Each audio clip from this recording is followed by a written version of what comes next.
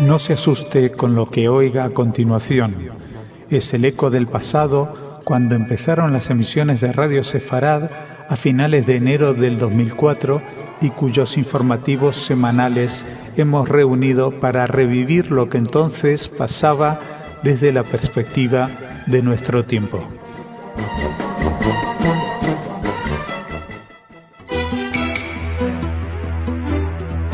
Señoras, señores, bienvenidos a nuestro espacio informativo en el que seguiremos hablando de Israel, su relación con sus vecinos, con Hamás en concreto, la tregua, los misiles que siguen cayendo, y también hablaremos de cómo está la política interna. El presidente israelí, Shimon Peres, iniciaba su ronda de contactos con los partidos políticos. Además, nos acercaremos al caso de la tenista que no puede ir a Arabia Saudita. Hay un tenista nuevo que a lo mejor no puede ir, y terminaremos hablando hoy también acerca del juicio a los genocidas en Camboya. Todo esto será en la primera parte del espacio informativo, porque en la segunda hablaremos, como es habitual, de cultura con Ana. Empezamos con la primera parte dando la bienvenida a Jordi. Jordi, buenas. Buenas, Masha. Y empezamos hablando de Israel y Palestina, efectivamente. Según un portavoz israelí, 45 cohetes y obuses palestinos fueron disparados desde el alto el fuego del 18 de enero entre Hamás e Israel. En respuesta, la aviación israelí volvió a bombardear este miércoles una posición del grupo terrorista y 7 túneles que podrían servir al contrabando en el sur de la Franja de Gaza, cerca de la frontera con Egipto. Israel afirma que el movimiento islamista Hamás, que controla la Franja de Gaza, y otros grupos palestinos siguen apertrechándose en armas gracias a los túneles cavados hacia el territorio egipcio. Bueno, la situación no parece que se aclare entre ellos. De hecho, ayer se denunciaba la desaparición de 11 bombas israelíes que no estallaron y que, según algunas fuentes, han desaparecido. Se acusa a la ONU no quiso acusar a Hamás, pero bueno, todos los dedos apuntaban hacia Hamás de haberse apoderado de esas bombas, y la ONU sí pidió que un equipo especializado las encuentre para poder desactivarlas, porque la ONU desconoce las circunstancias en las que desaparecieron, pero dicen estar muy preocupados y querer recuperar las municiones. Son peligrosas y tienen que ser destruidas en total seguridad. Así lo decía Richard Myron, portavoz de la ONU en Jerusalén. Y mientras tanto les decía que no parece que lleguen a un acuerdo Israel y Hamás. El Gabinete de Seguridad de Israel rechazó de nuevo ayer el levantamiento del bloqueo sobre la Franja de Gaza hasta que Hamás, que controla el territorio desde junio de 2007, acceda a liberar al soldado Gilad Shalit, secuestrado hace casi 3 años. Así lo comunicó en la emisora Israel Radio el ministro del Interior, Meir Shetrit, quien explicó que el gabinete consideró que sería inconcebible para el gobierno aceptar el alto el fuego propuesto por Egipto, que contempla la reapertura de los pasos fronterizos para permitir la entrada de más ayuda humanitaria, sin la liberación de Shalit. El Gabinete de Seguridad, presidido por el primer ministro en funciones, Ehud Olmert, abordó durante horas el posible intercambio de prisioneros con Hamás, mediante el cual Jerusalén podría liberar a cientos de presos palestinos a cambio del soldado. Pero la decisión del gabinete no hace más que confirmar las palabras del primer ministro, quien declaró el martes que la liberación de Shalit es prioridad para el gobierno dentro de cualquier acuerdo de paz que se alcance con Hamás. Dijo Olmert que se negociará su liberación primero y solo entonces está dispuestos a discutir otras cosas como los pasos de Gaza, la reconstrucción de la franja, etcétera. Por su parte, Hamás dice que no, que la cuestión de Gilad Shalit se tiene que negociar con la liberación de presos de Hamás, y dicen los de Hamás que, bueno, por supuesto acusan a Israel de haber sido traidores hacia Egipto, etcétera. Es curioso porque precisamente Egipto siempre acusó a Hamás de haber traicionado la buena voluntad de Egipto de intentar llegar a acuerdos, y precisamente no es solamente este acuerdo que intenta auspiciar Egipto el que parece que le sale mal. También ayer sabíamos que las conversaciones entre Hamás y Fatah fueron aplazadas, y así lo indicó la agencia MENA, citando a un alto responsable egipcio, explicando que esas conversaciones de reconciliación palestinas que estaban previstas para el 22 de febrero han tenido que ser pospuestas durante un breve periodo de tiempo porque se necesitan más discusiones. Es decir, que parece que no sale ninguna, ni las conversaciones de paz intrapalestinas, ni las de Hamás con Israel. Más cosas. Les decíamos que dentro del panorama político israelí empezaban a moverse ayer los asuntos. Y el primero en moverse ha sido el presidente, Shimon Peres, quien iniciaba ayer una serie de consultas con las decenas de facciones del Parlamento israelí a fin de determinar si será el líder del Likud, Benjamin Netanyahu, o la presidenta de Kadima, Tzipi Livni, quien emprenderá la tarea de conformar una nueva coalición de gobierno. Las delegaciones de Kadima y Likud tenían previsto llegar a Beit Hanassi para reunirse con Peres, después de que el jefe del Comité Electoral Central, Eliezer Goldberg, informara al presidente de que los resultados de las elecciones parlamentarias llevadas a cabo el martes pasado ya habían sido publicadas en el registro oficial del gobierno. En los comicios de este martes, el partido Kadima obtuvo una mínima ventaja sobre el derechista Likud y el presidente israelí debe determinar el líder de cuál de los dos partidos tiene mayores posibilidades de conformar una coalición de gobierno. Y todas las miradas están puestas en Avigdor Lieberman y su partido Israel Beiteinu, tercera fuerza política en estos momentos, y quien todavía no ha dicho a quién va a conceder el baile.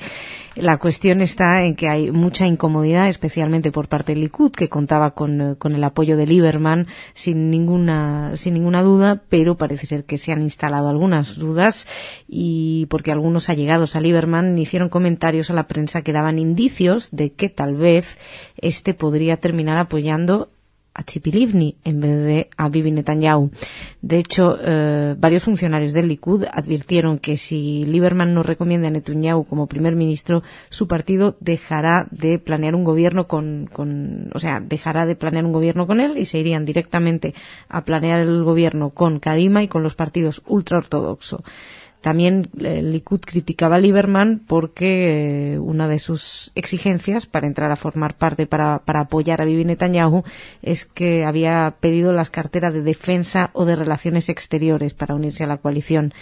Y Netanyahu, bueno, no él personalmente, pero varios miembros del Likud lo han calificado de insolente. La verdad es que la entrada de Lieberman, bueno, no entrada, pero la fuerza que ha cobrado ha hecho que en estos momentos sea la novia más deseada. Todos quieren bailar con él y él todavía no ha dicho con quién baila. Sabremos a quién apoya probablemente hoy mismo, y es posible que algunos que nos estén escuchando ya lo sepan, si es que tiene a bien decirlo en público, porque también hay que reconocer que todo el misterio que está alrededor de Lieberman pues le hace cobrar más interés en los medios de comunicación. En fin, esto con respecto a la política. Y con respecto a política de exteriores, ya saben que les habíamos hablado de una cuestión deportiva que había dejado de ser deportiva. Bueno, pues se suman pequeños conflictos con Dubái.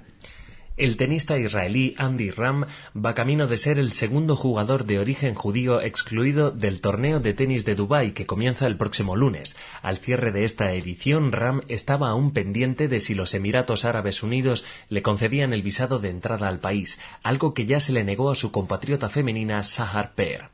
La organización del torneo afirmó el martes en un comunicado que al negar el visado de entrada al país de la tenista israelí se tuvo en cuenta el sentimiento de repulsa que se tiene en Oriente Medio contra lo que representa la señora Peer.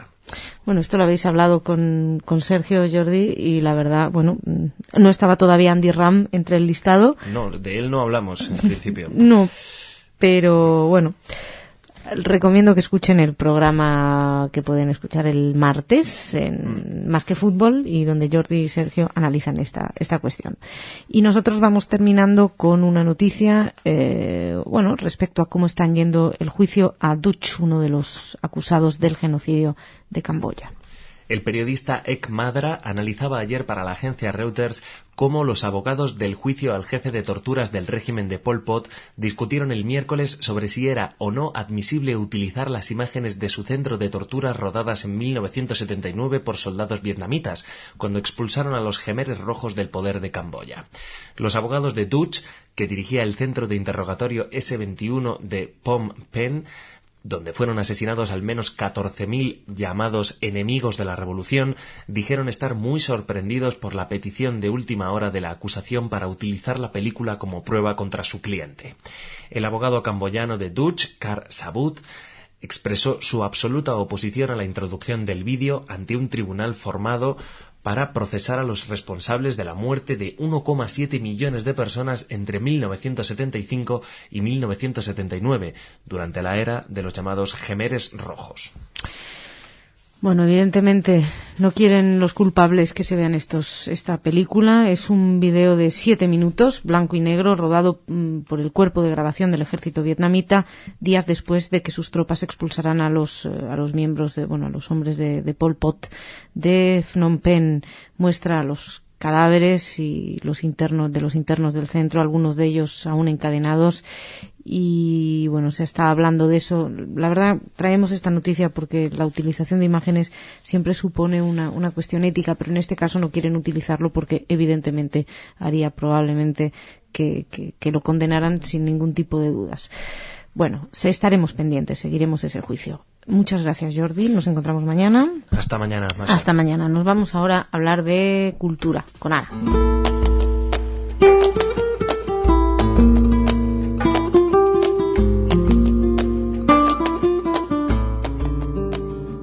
Ana, bienvenida. Gracias, Masha. ¿Qué tal? Muy bien. Cuéntanos.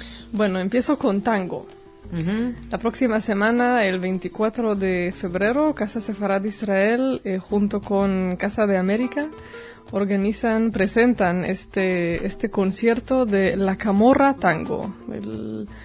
Este espectáculo que van a presentar se llama 12 Postales. Este grupo, no sé si lo conoces, parece que bastante exitosos en el mundo del tango de Buenos Aires de estos días. Existen ya desde 1992, con mucho éxito en muchos festivales, y pues esta vez habrá oportunidad de verlos aquí en Madrid, en la Casa de América, a las 9 de la noche, el 24 de febrero.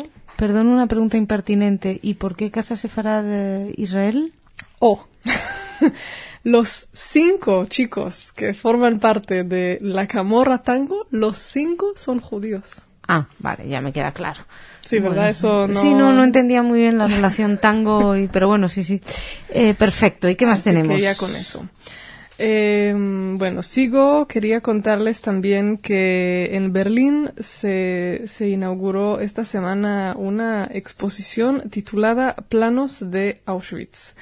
Se trata de 28 planos originales de los campos de Auschwitz y Birkenau, que fueron descubiertos apenas el pasado noviembre. Nunca han sido exhibidos hasta ahora, y después de un proceso de verificar su autenticidad, pues ahora ya están expuestos por el diario alemán Bild, es el que lo está organizando. Se ven pues todas las obras de construcción, o sea, una cosa realmente da escalofrío, o sea, desde los planos de la preparación, ves ahí la cámara de gas, el crematorio, todo lo que sabemos que los edificios que se utilizaban en Auschwitz. Entonces ahora ya se pueden ver claramente estos planos.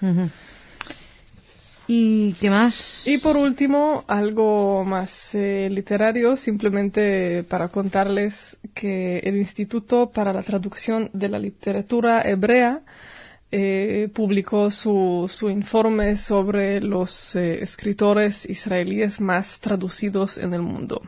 Y el ganador es... A ver, dilo. De los escritores israelíes. Sí. Amos Oz, por supuesto. Lo puedes encontrar en 36 idiomas distintos. ¿Lo habrán traducido al yiddish? No lo sé.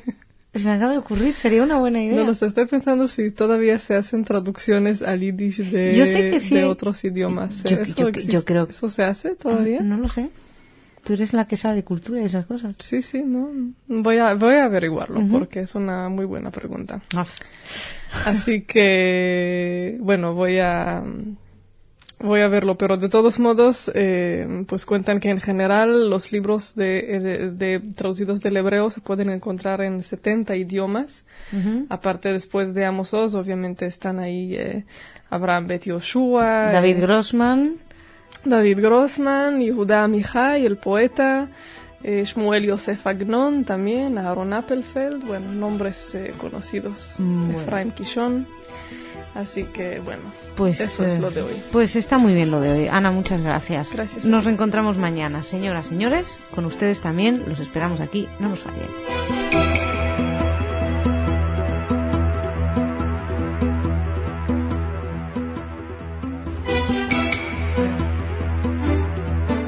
Señoras, señores, bienvenidos a nuestro espacio informativo. Les hablaremos hoy de Israel, pero desde otro punto de vista, desde otra perspectiva. Les vamos a hablar de Israel y las relaciones con la Iglesia Católica, con el Vaticano. Para hablar de Israel, para los temas de Israel, más concretamente política interior, política exterior, les recomendamos que escuchen en el mismo día de hoy el programa Desde Israel, en el que nuestro corresponsal nos cuenta cómo está la situación ahí.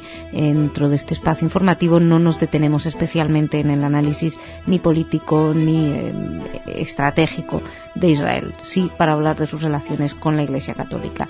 Les hablaremos de ello, también les hablaremos de Irán, les hablaremos de España y viajaremos con el tenista israelí a Arabia Saudita, a los Emiratos Árabes Unidos.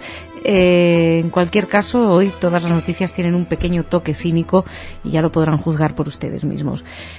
No porque nosotros lo pongamos, sino por las declaraciones de las personas. En fin, está hoy con nosotros, viene Jordi, como de costumbre. Jordi, ¿cómo estás? Bien, Masa, muy bien. Bien, me estoy haciendo un lío, así que vamos a empezar a hablar de países. ¿Por cuál empezamos? Comenzamos con Irán. Okay. Irán pidió ayer a la Conferencia de Desarme de las Naciones Unidas que convierta la eliminación total de las armas nucleares en su prioridad.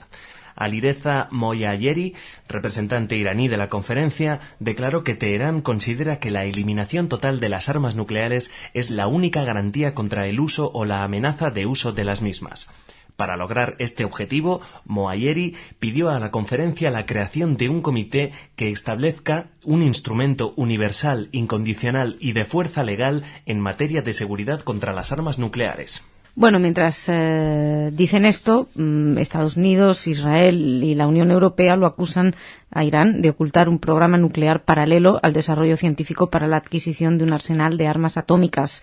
También, de hecho, se les ha impuesto a los iraníes estrictas sanciones económicas que, por su parte niegan las acusaciones, asegura que los objetivos son civiles. Pero llama la atención estas declaraciones teniendo en cuenta lo que todo el mundo parece saber que está sucediendo en Teherán, más que en Teherán, en territorio iraní, pero desde órdenes de Teherán. Y de Irán nos venimos a España. El secretario de Movimientos Sociales y Relaciones con las ONG del Partido Socialista Obrero Español, Pedro Cerolo, realizó ayer un llamamiento en nombre de los socialistas, del sindicato UGT y de la Plataforma de Mujeres Artistas contra la Violencia de Género a Naciones Unidas, la Unión Europea e Israel para que hagan viable la reconstrucción de Gaza y la llegada de la ayuda de emergencia. Representantes de las tres organizaciones presentaron ayer el concierto Gaza en el Corazón, que se celebrará el 27 de febrero en la Casa del Pueblo de Madrid, para recaudar fondos que se destinarán al abastecimiento de material urgente de atención sanitaria de las víctimas de los ataques contra Gaza.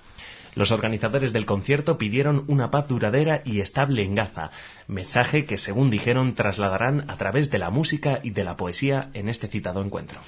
Por supuesto, estaba la presidenta de la Plataforma de Mujeres Artistas, Cristina del Valle, que recordó que durante su quinto viaje a los territorios empezó la operación plomo sólido o plomo fundido y habló de ese bombardeo que lo sorprendió ahí y contó cómo el ministro de Asuntos Exteriores, Miguel Ángel Moratinos, llamó para calmarlos y para compartir el dolor con lo que estaba ocurriendo contra el pueblo palestino. Les leo textualmente. También Cristina del Valle agradeció nuevamente al grupo terrorista Hamás porque en ese momento les concedió una entrevista con el jefe político Khaled Meshal, con el jefe político en el exterior y con más líderes de lo que Cristina del Valle llamó resistencia palestina que estaban exiliados en Siria. La presidenta de la plataforma reiteró el reconocimiento de Hamás como uno de los interlocutores válidos. Dijo que es un grupo político y habló también de la limpieza con la que ganó las elecciones. También estaba en la presentación la actriz María Luisa San José, que estuvo durante los bombardeos y dijo que no fue una guerra, sino un genocidio. También estaba la secretaria de Políticas de Igualdad del Partido Socialista, Soledad Cabezón, que habló del compromiso del PSOE en la defensa de los derechos humanos para apoyar esta causa y destacó, subrayó las excelentes relaciones de España con el mundo árabe.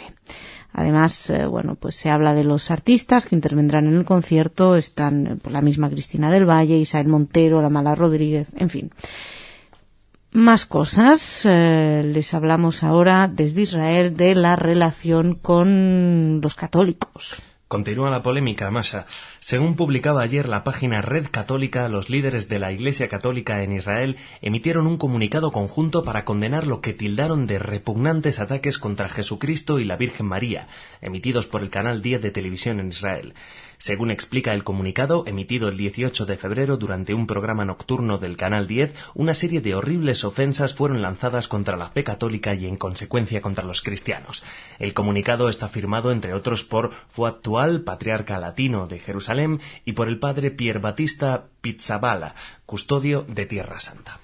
Según dijeron, el canal fue utilizado para profanar la fe católica, para ofender a centenares de miles de ciudadanos israelíes cristianos y a millones de cristianos en el mundo.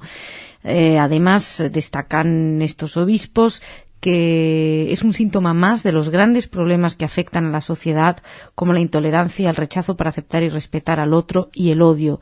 Además, dicen que este episodio es parte de un contexto más grande de ataques continuos contra los cristianos en Israel desde hace años. Así que, estaban indignados, pidieron que se reconozca la responsabilidad de Canal 10, que pida perdón de manera pública y que no se vuelva a repetir algo así. Hablamos de esto también con nuestro corresponsal, con Saleh Mergui, en el programa desde Israel, así que si quieren más datos ahí les explican, porque por mucho que hemos intentado encontrar exactamente cuál fue ese contenido tan ofensivo en la página de Red Católica, no lo encontramos. Saleh Mergui nos lo cuenta con más detalle. Otra cosa, todo esto sucedía mientras este miércoles se volvía a reunir en la sede del Ministerio de Asuntos Exteriores israelí la Comisión Bilateral Permanente que negocia los acuerdos entre Israel y el Vaticano. Se habló fundamentalmente del tema del acuerdo económico y, según dijeron, el encuentro se caracterizó con una gran cordialidad y un espíritu de cooperación. Esto es de católicos en Israel y nosotros les traemos ahora un estudio. El diario Aurora Digital se hacía eco ayer de una investigación de George Actuel, un periódico belga judío que denunciaba que con el levantamiento de la excomunión de Monseñor Richard Williamson, acusado de negacionista, la Iglesia Católica también readmitió la sociedad sacerdotal que abiertamente propaga un virulento antisemitismo. La Iglesia Católica Romana excomulgó a la Sociedad de San Pío X en 1988 junto con Williamson y otros 3 de sus sacerdotes, declarando sus consagraciones ilegales y cismáticas. En enero de este año, el Vaticano levantó la excomunión no solo a los sacerdotes, sino también a la Sociedad San Pío X. Y el periódico belga Youth Actuel decidió informarse y entonces, al parecer, encontraron una enorme cantidad de contenido antisemita en los sitios web de la sociedad, en 5 idiomas. Decía que se puede leer frases como, por ejemplo, la página oficial de la sociedad en Estados Unidos describe a los judíos como, abrimos comillas, el enemigo del hombre cuya arma secreta es la levadura de los fariseos, que es la hipocresía. Y añade que los líderes de los judíos durante siglos conspiraron contra los católicos. En el sitio web de Sudáfrica se lee, abran comillas, los judíos estuvieron cerca de ser un sustituto mesiánico hacia el dominio mundial. El sitio de Alemania, que tiene muchas estrictas limitaciones de discurso antisemita, aclara que los judíos son seguramente culpables del asesinato de Dios siempre que no reconocen a Cristo como Dios. Y en el belga se acusa a los judíos de seguir creyendo que son el pueblo elegido mientras esperan la dominación del mundo. Esta es una sociedad que ha sido rehabilitada. Seguimos, terminamos ahora con el deporte que nos traía de cabeza y Jordi verá que parece que se aclara un poco. El israelí Andy Ram obtuvo un visado de entrada a los Emiratos Árabes Unidos para participar en el torneo de tenis masculino de Dubái. Esta decisión fue tomada tras las amenazas de las instancias internacionales de este deporte de retirar su respaldo al torneo, cuya competición femenina se disputa actualmente después de que se denegara hace una semana el visado a la israelí Sahar Per, número 48 del mundo. El director de Asuntos Consulares del Ministerio, Sultan Al-Kortasi, declaró a la prensa local que iba a autorizar la entrada de Andy Ram para disputar el torneo masculino, que se iniciará en los próximos días. Bueno, pues parece que no va a haber 2 israelíes censurados, solamente uno, y además mujer. En fin, aquí dejamos esta parte del informativo, esta primera parte. Vamos a ir a hablar de cultura con Ana. Dejamos también esta semana informativa. Jordi, muchísimas gracias. Gracias, Masha. Shabbat Shalom. Shabbat Shalom. Y pasamos a hablar de cultura con Ana.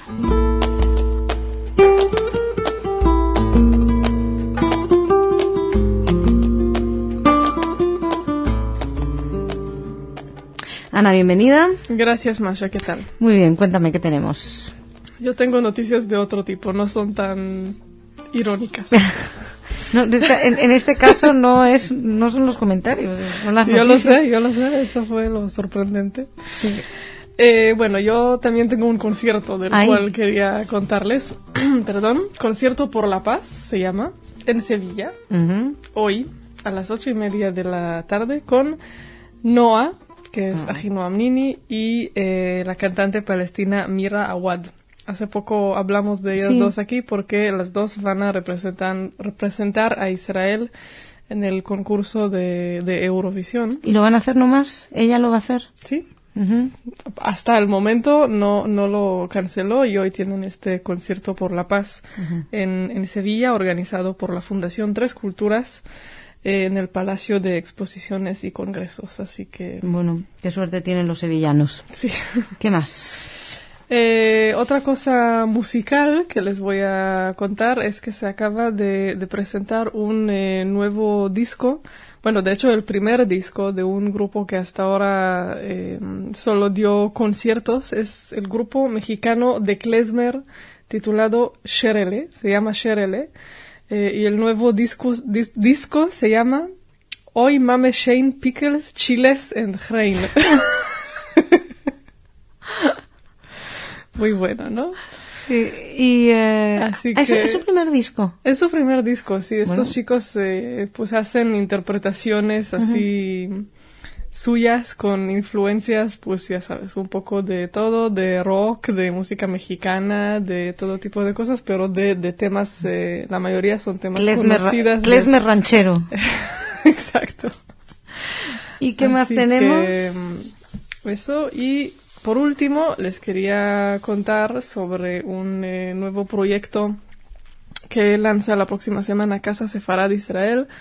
Es un proyecto de talleres que se van a impartir en clases de primaria en colegios públicos, que se llama Conocer Sefarad.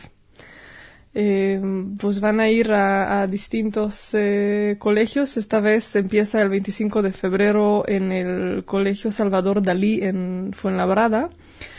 Quien los imparte es Gabriela Weisberg, que va a ser nuestra invitada la próxima semana en el programa de Casa Sefarad Israel, que nos va a contar más acerca de este proyecto, en el cual pues la idea es que los niños conozcan algo sobre judaísmo y especialmente sobre Sefarad, los más pequeños. Muy bien, pues muchas gracias, Ana. Gracias a ti. Shabbat Shalom. Shabbat Shalom. Señoras, señores, muchísimas gracias por su atención. Que pasen un buen fin de semana. Shabbat Shalom. Volvemos aquí con más noticias de actualidad del martes, de las otras el lunes. Gracias.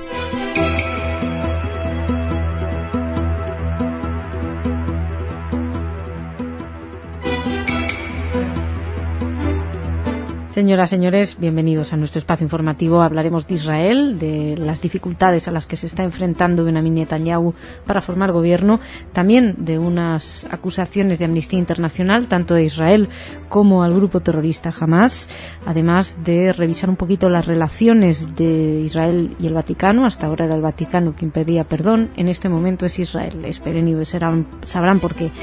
y nos acercaremos a la situación de las familias judías que viven en Yemen, además de terminar hablando de una noticia arqueológica. Todo esto en la primera parte del informativo. En la segunda parte, Ana nos traerá noticias de corte cultural.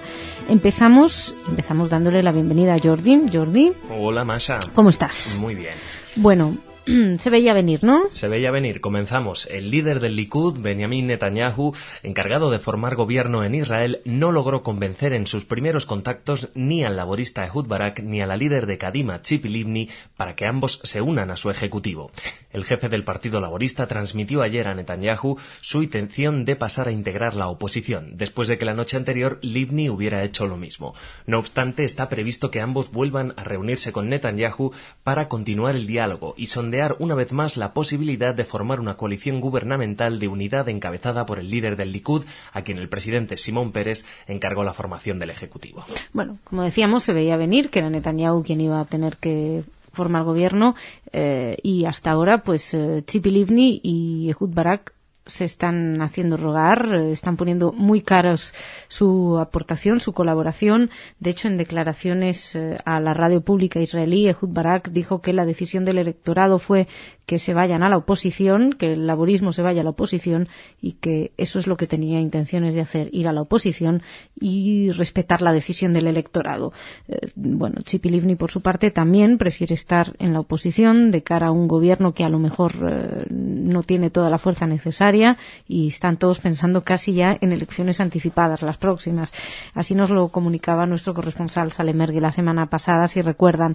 Mientras Netanyahu intenta por todos los medios crear este gobierno de unidad nacional, por un lado de cara a los retos exteriores del Irán nuclear, la crisis económica, dice que lo importante es sumar fuerzas, dejar atrás los intereses partidistas y por otro lado porque necesita también desesperadamente una aprobación en el mundo exterior y de cara al exterior Netanyahu no tiene todo el visto bueno posible. Se habla de posibles dificultades en su relación con Barack Obama, de modo que preferiría contar con Tzipi Livni, con Ehud Barak de su lado, antes que con el llamado bloque ultraderechista, que es con quien en un principio tendrá que terminar gobernando si no consigue el apoyo tanto de Kadima como del Partido Laborista. Ya saben que Kadima tiene 28 diputados, el Partido Laborista 13.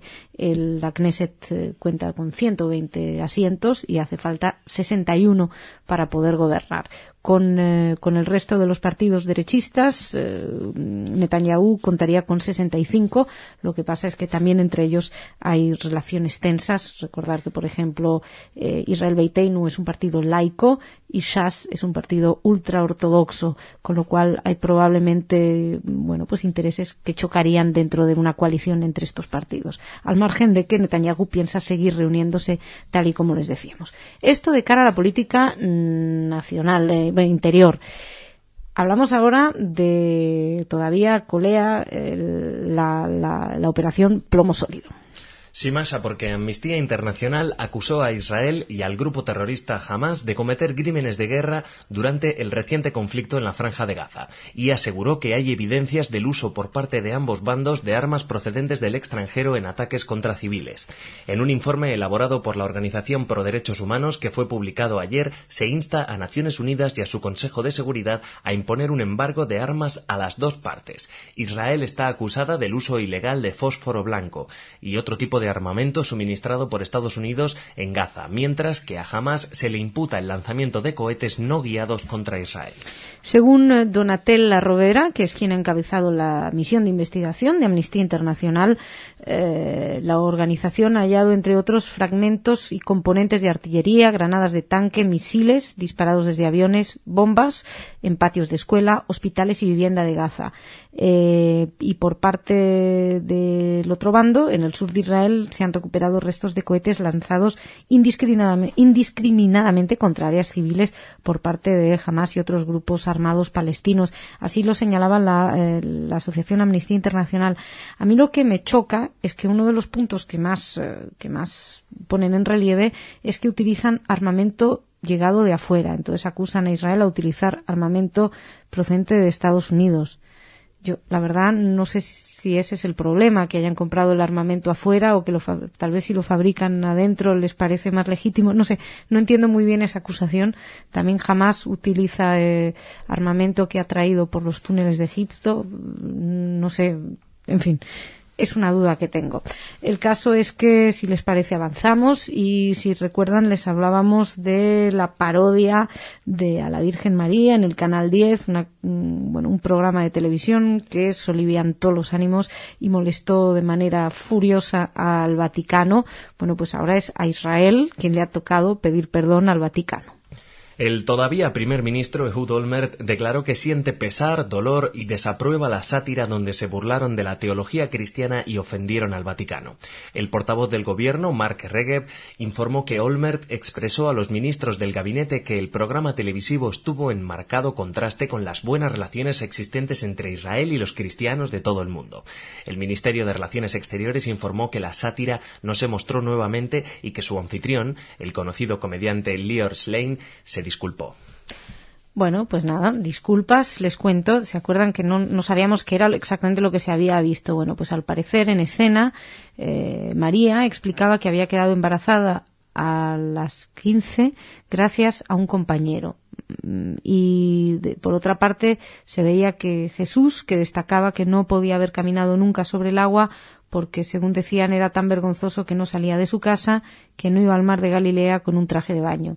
En fin, al margen de que es bastante dudoso la comicidad de estas parodias, lo cierto es que, bueno, se han disculpado después de, también hay que reconocer, unos meses en los cuales ha sido el Vaticano quien ha tenido que pedir unas cuantas disculpas, tanto Israel como los judíos, por rehabilitar obispos negacionistas, hacer comentarios dudosos, recuperar oraciones en las cuales se critica a los judíos, etcétera. Pero, según palabras del propio primer ministro, todo está bien, las relaciones son excelentes. Seguimos.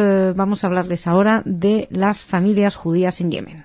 Según la agencia judía de noticias, las 70 familias judías que todavía viven en Yemen enfrentan dificultades para obtener pasaportes nuevos o extender la validez de los que ya poseen. Siempre según la agencia judía de noticias, esto podría obedecer a un intento por parte de las autoridades de ese país por evitar su emigración en masa, lo cual afectaría la imagen de Yemen. La comunidad judía yemenita denuncia que padece diariamente ataques antisemitas. Bueno, esta noticia, la agencia judía de noticias la saca a su vez, según informan, del periódico de lengua árabe Al-Quds Al-Arabi, y que informaba desde Yemen, pues eso, que estas 70 familias se encuentran a mucha insensibilidad a la hora de renovar sus pasaportes o para extender la validez de los mismos. Según el rabino de la comunidad, Yehi Ayash, el servicio de migraciones se justifica alegando que las computadoras, los ordenadores, están averiados, pero otros ciudadanos yemeníes recibieron pasaportes nuevos durante el mismo periodo en que a los judíos les ha sido denegado. El rabino describe la situación actual de la comunidad diciendo que se vive como si se estuviera bajo arresto domiciliario, que además temen por sus vidas, que desde hace meses esperan que el gobierno concrete las promesas de trasladarlos hacia un lugar seguro en Sanaa. En Yemen viven unos 290 judíos, en mayoría están situados en la aldea de Raida, al norte de la capital Sanaa, y, según explican, padecen constante hostigamiento, persecuciones de carácter judeófobo, y cuentan que cuando pasan por la calle los locales suelen maldecirlos, tirar de las barbas, de los tirabuzones incluso. Así que, bueno, la situación es bastante delicada para ellos. Según se cita el periódico israelí Ma'ariv, cita una fuente extranjera, dice que una de las posibles razones para la demora de la emisión de los pasaportes es el temor a que el éxodo de judíos ponga en evidencia la incapacidad del gobierno para defenderlos. Y terminamos esta primera parte del informativo en Israel, pero con una noticia arqueológica. La agencia judía de noticias informó de que el Ministerio de Relaciones Exteriores de Israel comunicó que la Autoridad de Antigüedades de este país descubrió una serie de sellos reales que datan de la época del primer gran templo durante una excavación realizada en el sur de Jerusalén. 4 de los sellos, que corresponden al reinado de Ezequías, que en el siglo VIII antes de la era común, se encontraron en vasijas en las que antiguamente se almacenaba vino y aceite en los centros administrativos del reino. También se descubrieron impresiones con la imagen de destacados mandos militares que sirvieron en el ejército de Judá. Judea, y varias inscripciones en hebreo antiguo que pertenecieron al reinado de los Hasmoneos, en el siglo II antes de la era común. Y este tesoro se encontró en un edificio muy grande, construido en la época del primer templo, y que al parecer explicaban que conserva todavía algunas de sus habitaciones y los pequeños elementos, los utensilios que se utilizaba para labrar la tierra, lo que habla muchísimo de esa época. Y terminamos aquí esta primera parte del informativo. Jordi, muchísimas gracias. Gracias a ti, Masha. Nos reencontramos mañana. Nosotros ahora nos vamos a hablar de cultura con Ana.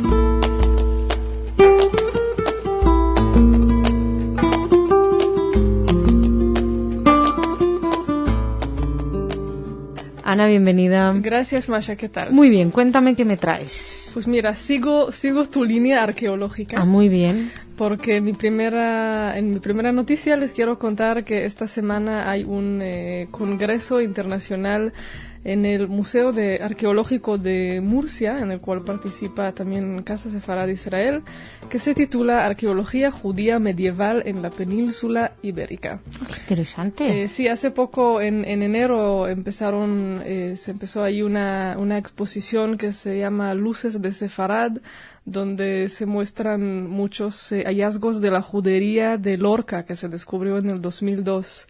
Y con motivo de esta exposición se hace también este congreso de 3 días esta semana. Nosotros vamos a intentar hablar ahí con alguien porque parece muy interesante, donde van a hablar así en general de la arqueología judía medieval pues por toda España. ¡Qué bueno! Es que esto de las noticias arqueológicas son mis preferidas. Sí. Me dedicaría a dar solamente las arqueológicas, las otras no me gustan. Trataré de traer más. Sí. No, bueno, digo, más en la primera parte. Las culturales generalmente me pueden servir. ¿Qué más tenemos?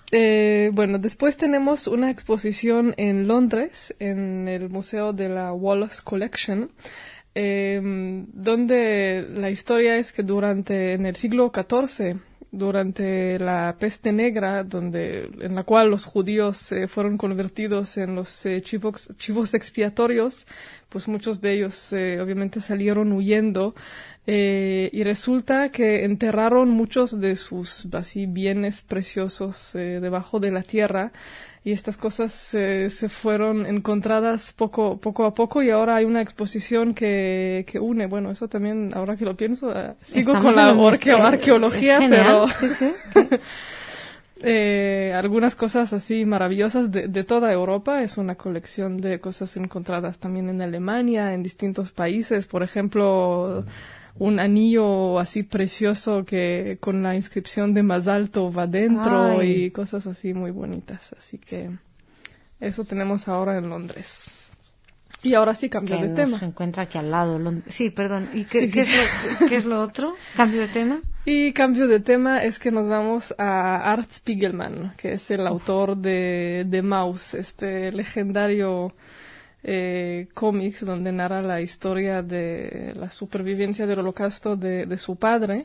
Que es espectacular para quien no lo haya leído. Es espectacular, y de hecho se puede hablar del mundo antes y después de este libro, porque aparte del que el cómics antes era como un género despreciado para niños, y que solo gracias a Art Spiegelman se convirtió en algo que ya se puede valorar como literatura, como arte, como bueno, en fin.